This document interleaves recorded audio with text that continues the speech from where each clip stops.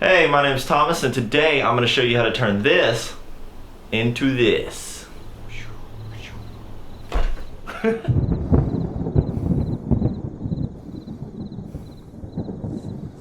So when trying to get dark footage, you have two options. Shoot it dark and spend a bunch of money on lights and a bunch of time setting up lights. Or two, don't shoot it dark at all. Shoot when it's cloudy and go back and fix it in post, like everybody likes to say. So when you go with option two, you save a lot of time.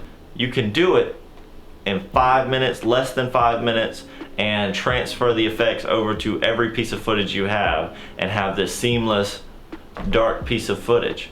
So as you saw, I have this clip of Alexis standing there looking cute, doing her own thing, and we turn it into this beautiful kind of cinematic look feel to it, and I'm going to show you how to do that. So let's go. And this goes for pretty much all video editing or picture editing softwares. As long as you can go in and change the colors, the contrast, the shadows of your image, you can pretty much do this no matter what. Alright, so we're over here in the editor, and we've got our beautiful sample pieces here. So this is what it originally looked like. Lex doesn't look too happy in that picture. So this is just raw footage. So what you want to do is you want to come over here, click on what you want to change out. You're going to go over here to color, go over here to color, all my Lumetri scopes, there they are. So anyway, doesn't matter what you're on, Photoshop, but it really doesn't matter. All you got to do is be able to change exposure, contrast, shadows, and whites and blacks, and your color temperature, pretty much. So if you go in here, you can take down your exposure. You want to go ahead and take down your exposure to whatever looks, give it some darks in it, and I recommend taking up the contrast. Of course, this one looks pretty dark in the dark spots already, so we'll move it to just like 30. And then our highlights, you don't want really any highlights, because if you see, you bring that up, it gives it more of a day feel to it. It shows that there's a lot of light hitting the side of this building right here. So we're going to take our highlights and move them all the way down. Basically what you're trying to do is get rid of, you're just trying to make like a flat image. As you can see over here in our scopes right here, we have a 0 to 51 color area, and usually it goes to 255, but we're squeezing it all down to 51 to try to limit that color expansion. So anyway, you want to go over here, and the shadows you're also going to want to take down. So I take these down. I'm going to take these down to about 50, and then negative 50. I'm sorry. Look at me. And then I'm probably going to take my exposure up just a hair, just to like 3.5 maybe. Yeah, that looks good. Now there's no telling what this looks like on your screen. See, we've got kind of like a flat image. Now it doesn't look like there's a bunch of sun beaming down on top of this building, because we've gotten rid of all our highlights here and all our highlights on this big white building right here. I'm going to turn that back on. And color saturation, really, you can probably turn that down a little bit, because you don't want too much colors. I'm just going to turn it down to like 90. Not a lot, just enough to get your point across that it's dark, And then you're going to want to go in here and make your blacks extra black. So it looks like 0 to me on my scale is about -2, I guess. -2. So as you can see here, we've got a pretty dark image. We've got what we want going on. We're going to turn our contrast up a little bit more, 35, just to kind of get the blacks back into Alexis's hair.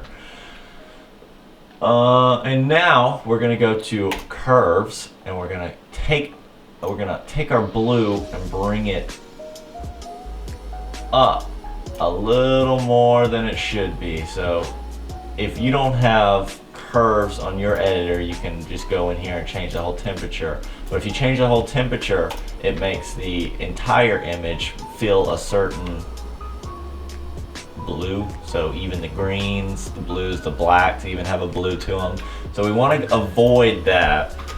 Set that back to 0. We're going to go into our curves, we're going to go to red, and we're going to take out a little bit of red, and we're going to take out a little bit of green, giving it this.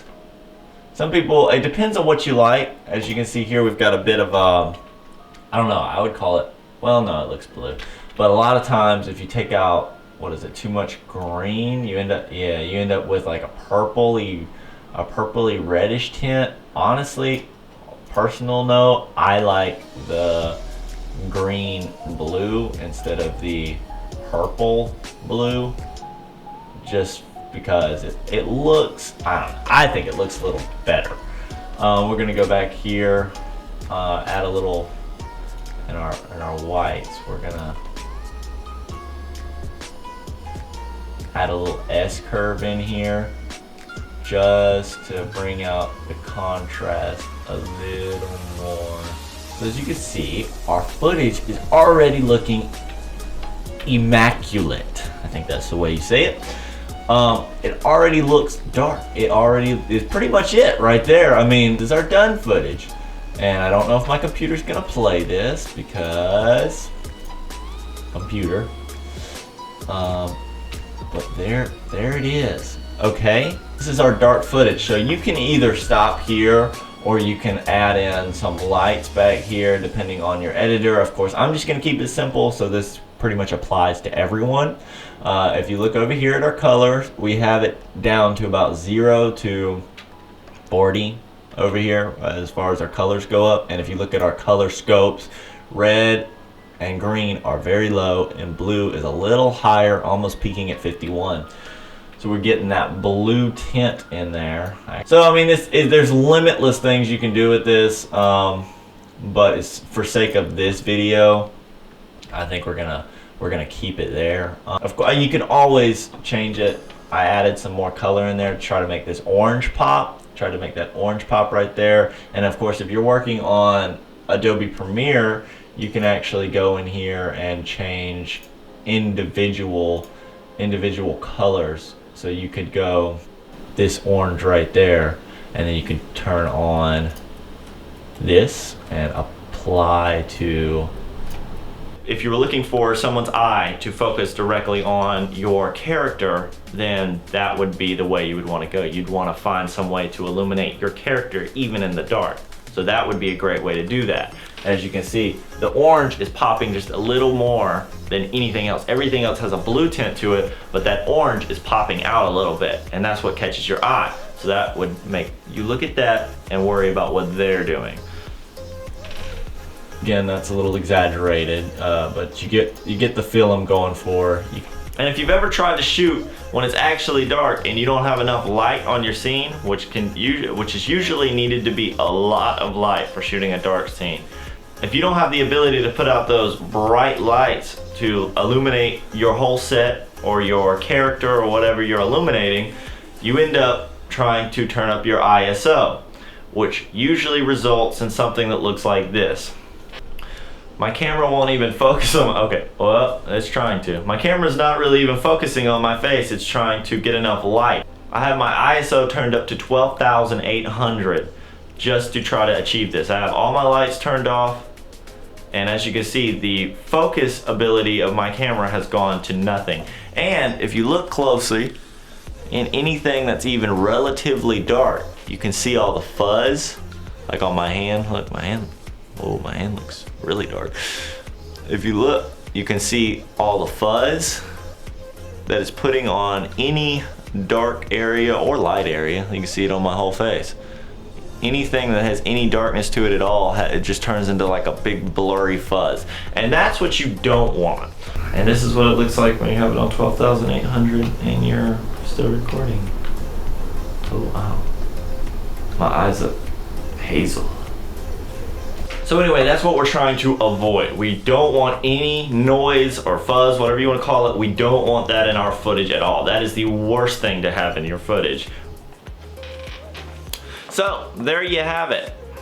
That's how you create light footage and make it dark. It's a lot cheaper than paying people to set up lights and take down lights, or buying a bunch of lights, renting a bunch of lights. Either way you look at it, if you shoot when it's just cloudy outside, and then you come into post edit and you just change some simple things around that you can apply to pretty much any piece of footage you have.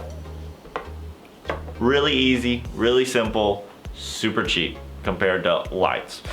That's about it. That's all I have for today. If you want more about this, if you want to learn how I did the anamorphic lens shaping, I can go into depth about that and show you about how that's done. It's really just like a plug-in that you can change in your own way. But if you want to know about that, just hit like, subscribe, leave me a comment telling me what you like, didn't like, and I'll see you in the next one. Thank you guys.